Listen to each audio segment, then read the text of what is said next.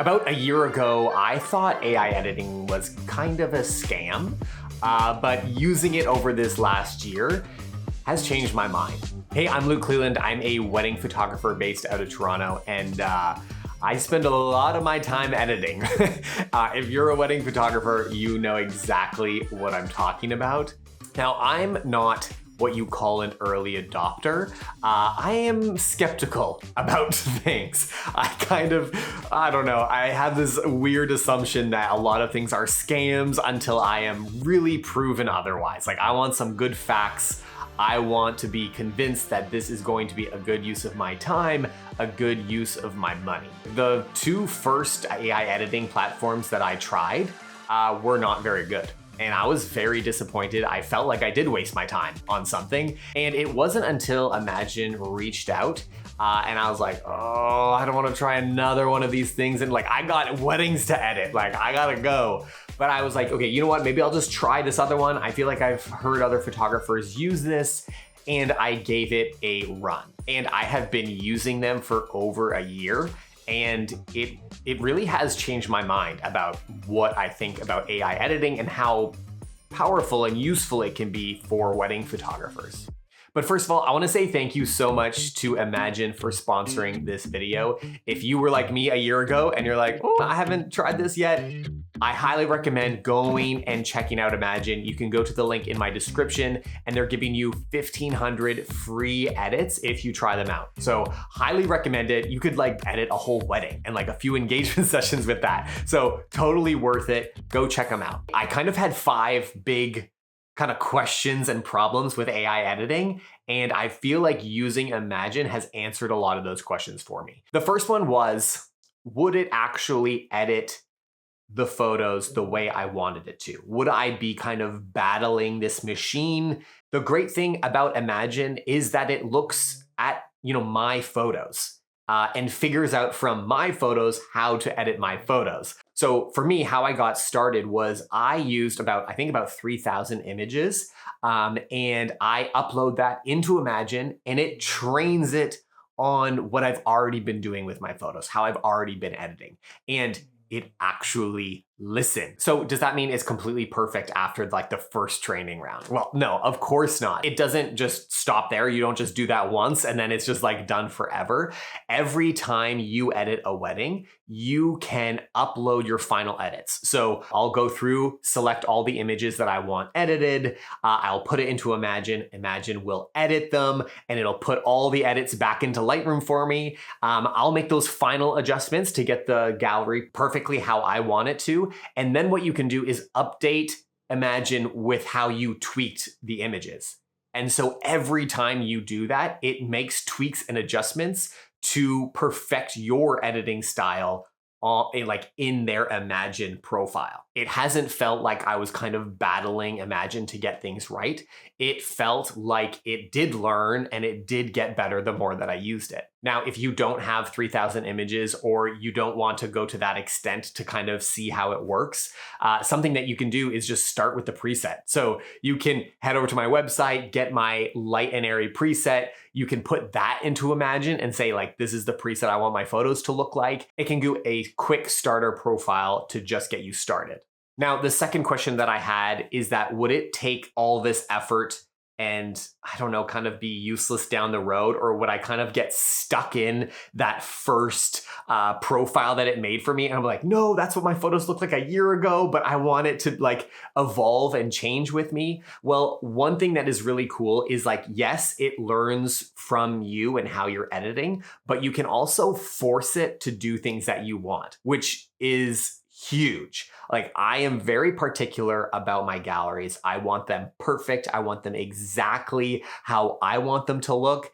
And they have this, manual adjustments panel where you can go through and kind of force the AI engine to do things in a way that you want it to be, right? So for example, if you want everything to be a little warmer, you can just add a little bit more warmth. If you want things a little less contrasty, you can set a fixed value, or you can just get it to compensate a little bit less contrasty, a little bit more contrasty, which I love being able to have that ability. So I'm not just completely reliant on the profile to do it for me. Now, the other thing that really kind of dawned on me after using it for the full year, and I think that was kind of key, was that it was the springtime when I started shooting weddings again, because we don't shoot a lot of weddings here in Canada in the winter. And I was getting I'd shot my first weddings. I was on the computer ready to go to edit. And inevitably, like when you start a new wedding season, you're a little rusty. You're a little like, okay, let's get my eyes calibrated here. Let's get going. And I threw my photos into Imagine and they were like, boom. Like it didn't have to get unrusty. Like it was ready to go with how I was editing weddings last year. And I know that maybe that sounds silly to you, but for me, it kind of helped me get a jump start on my wedding season. The third question I had was, would it recognize the difference between, the huge variety of lighting scenarios throughout a wedding day? And as I have used it, I right off the bat was quite impressed with how consistent it made my galleries look. One thing that I did find was that it was really good at the reception and was really good at my white balances. But I found for the beginning part of the day, it made my outdoor light a little bit too cool. And I found I was always trying to bring everything a little bit warmer through the beginning part of the day, but the end of the day was like, these photos are done. Like, this is awesome. And what I learned you could do is actually create different profiles. So this is not just for wedding days. Like if you do, I don't know, interior photography or you do portrait photography and you want to edit that different than your wedding work, you can create different profiles. But for my case, what I found I could do is I could duplicate my profile. So keep all of the stuff that it's been learning, but use it in a way where I want it tweaked a little bit. So for me, I kept one profile as my reception editing photos, and then I created another one, tweaked it to be a little bit warmer, and then that can edit the rest of the wedding day. The fourth thought that I had about AI editing was, why can't I just use my own preset and just apply it in Lightroom? There are two settings that a preset won't do anything for, but Imagine does, and it saves me a huge amount of time and headache and boredom. And that is exposure and white balance. It just brought up my photos to an 80-90% finish point, to where then I could go in and do my final perfecting and tweaks to get the gallery exactly where I want it to be. The fifth and final point, and I think honestly one of the most important ones, was I was nervous that it would kind of take away my artistic touch. If I got AI to edit my photos, would I feel like a fraud, or would I feel like, I wasn't an artist anymore? How I use Imagine is that it takes a bulk of the grunt work away from me. It takes away all of the stuff that I'm like, oh, I've got to do this. I've got to get all these photos to look like they're exposure correct. All of that stuff that honestly I don't like doing at all. And it gave me more time to finesse the photos at the end.